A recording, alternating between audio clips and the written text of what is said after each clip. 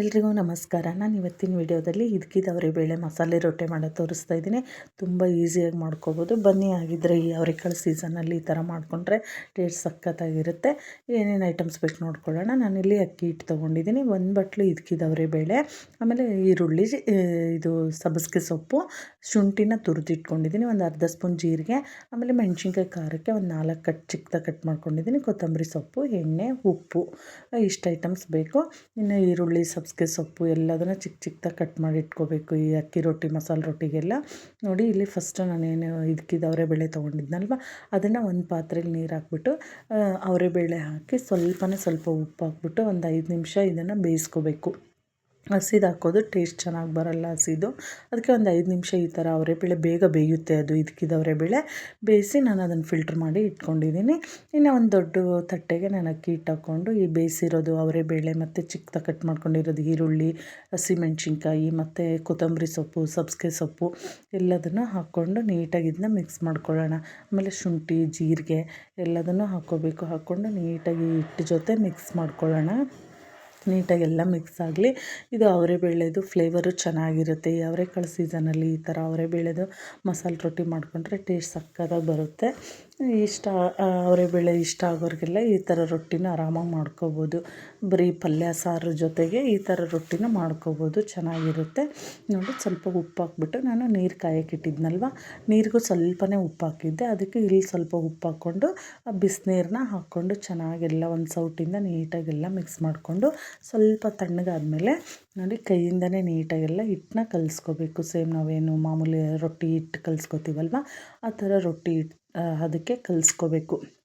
ಚೆನ್ನಾಗಿ ಈ ಥರ ಕಲಿಸ್ಕೊಂಡು ಆಮೇಲೆ ನೀಟಾಗಿ ನಮಗೆ ಯಾವ ಸೈಜಲ್ಲಿ ಬೇಕೋ ಆ ಸೈಜಲ್ಲಿ ತಟ್ಟಿಬಿಟ್ಟು ನಾವು ಎಣ್ಣೆ ಹಚ್ಬಿಟ್ಟು ತಟ್ಟಿ ನಾವು ಬೇಯಿಸ್ಕೊಳ್ಳೋದು ನಾರ್ಮಲ್ಲು. ನೋಡಿ ಇಲ್ಲಿ ನಾನು ನಿಮಗೆ ಎಷ್ಟು ಸೈಜ್ ಯಾವ ಸೈಜ್ ಬೇಕೋ ಅಷ್ಟು ಹಿಟ್ಟು ತೊಗೊಂಡು ನಿಮಗೆ ಎಷ್ಟು ಲಟ್ಸೋಕ್ಕಾಗುತ್ತೋ ತಟ್ಟೋಕ್ಕಾಗುತ್ತೋ ಆ ಥರ ಕೈಲೂ ತಟ್ಬೋದು. ಇಲ್ಲಾಂದರೆ ಈ ಥರ ಲಟ್ಟಣಿಗೆಗೆ ಸ್ವಲ್ಪ ಎಣ್ಣೆ ಹಚ್ಕೊಂಬಿಟ್ಟು ಲಟ್ಟಣಿಗೆಯಿಂದನೂ ಈ ಥರ ಉದ್ದಿ ನಮಗೆ ಆಗೋವರೆಗೂ ಉದ್ಬೋದು. ನೋಡಿ ಇದರಲ್ಲಿ ಬೇಳೆ ಎಷ್ಟು ಚೆನ್ನಾಗಿ ಕಾಣಿಸ್ತಾ ಇದೆ. ಇಷ್ಟೇ ಬರೋದು, ಇನ್ನೂ ತೆಳ್ಳ ಬರೋಲ್ಲ ಇದು.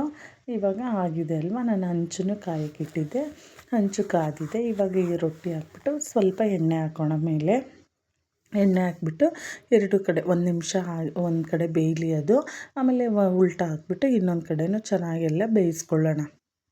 ಅಷ್ಟೊತ್ತಿಗೆ ಅದು ಬೇಯೋ ಅಷ್ಟೊತ್ತಿಗೆ ನಾನು ಇನ್ನೊಂದು ಸ್ವಲ್ಪ ಹಿಟ್ಟನ್ನು ತೊಗೊಂಡು ನೋಡಿ ಇನ್ನೊಂದು ರೆಡಿ ಮಾಡ್ಕೊತಾ ಇದ್ದೀನಿ. ಒಂದಾಗೋ ಅಷ್ಟೊತ್ತಿಗೆ ಒಂದು ಆರಾಮಾಗಿ ಮಾಡ್ಕೋಬೋದು.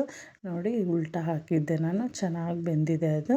ಇವಾಗ ಇನ್ನು ಅಷ್ಟೊತ್ತಿಗೆ ಅದು ಬೇಯೋ ಅಷ್ಟೊತ್ತಿಗೆ ನಾನು ಇನ್ನೊಂದು ರೊಟ್ಟಿನ ರೆಡಿ ಮಾಡ್ಕೊಂಡಿದ್ದೀನಿ.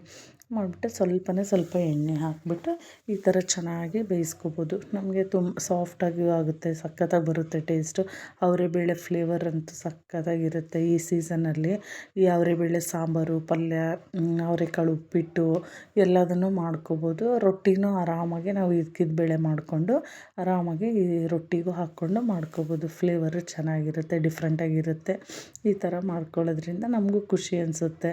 ಆರಾಮಾಗಿ ಮಾಡ್ಕೋಬೋದು, ಸಖತ್ತಾಗಿರುತ್ತೆ. ನೀವು ಒಂದ್ಸರಿ ಟ್ರೈ ಮಾಡಿ ನೋಡಿ. ಇದಕ್ಕಿನ್ನ ನೀವು ಬೇಕು ಅಂದರೆ ಬೇರೆ ಸೊಪ್ಪುಗಳನ್ನು ಆ್ಯಡ್ ಮಾಡ್ಕೋಬೋದು, ಮೆಂತ್ಯ ಸೊಪ್ಪು, ಕ್ಯಾರೆಟು ಎಲ್ಲದನ್ನು.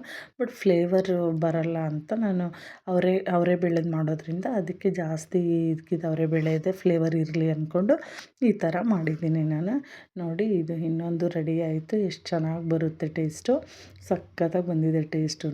ಇದಕ್ಕೆ ನಾವು ಬರೀ ಸ್ವಲ್ಪ ಕೈಗೆ ಎಣ್ಣೆ ಹಚ್ಕೊಂಡು ಕೈಯಿಂದನೂ ತಟ್ಬೋದು. ಇಲ್ಲಾಂದರೆ ಲಟ್ಟಣಿಗೆ ನಿಮಗೆ ಈಸಿ ಆಗುತ್ತೆ ಅಂದರೆ ಲಟ್ಟಣಿಗೆಲ್ಲೂ ಮಾಡ್ಕೋಬೋದು. ಇದಕ್ಕೆ ಕೊಬ್ಬರಿ ಚಟ್ನಿ ಹಾಕ್ಕೊಂಡು ತಿನ್ನಬೇಕು, ಸಖತ್ತಾಗಿರುತ್ತೆ ಕೊಬ್ಬರಿ ಚಟ್ನಿ. ನಿಮಗೂ ಈ ವಿಡಿಯೋ ಇಷ್ಟ ಆಗಿದ್ದರೆ ಪ್ಲೀಸ್ ಲೈಕ್ ಮಾಡಿ, ಶೇರ್ ಮಾಡಿ, ಸಬ್ಸ್ಕ್ರೈಬ್ ಮಾಡಿ. Thank you.